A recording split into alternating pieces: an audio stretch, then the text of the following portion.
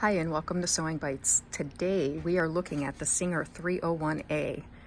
Today in the shop we actually have one of each version that was made. So this one is the tan, this one is the blonde and tan, and this one is the black. We call them here at the service center, we call them the full-size featherweight because it uses the same hook system as the featherweight, same bobbin case, same bobbin. It really is a full-size featherweight.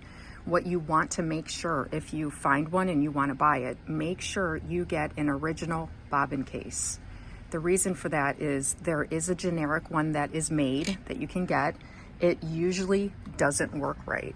So here at the service center, when we get a featherweight in or a 301A in, and it's not sewing well, it's usually because it doesn't have an original bobbin case. So we end up having to change out the entire hook system with the replacement hook so that the replacement bobbin case will fit it properly. We don't like to do that because we like all the original parts, but sometimes you gotta do what you gotta do.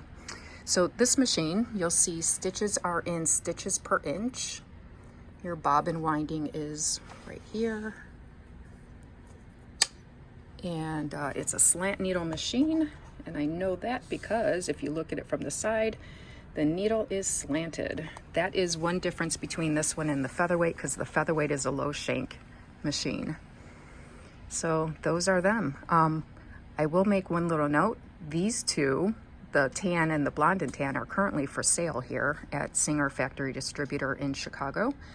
The black one is not for sale, but I just thought it was cool that we had all three here in the shop at once. So pretty cool. If you have any questions, put it in the comments. I'm happy to answer. And thank you for watching Sewing Bites.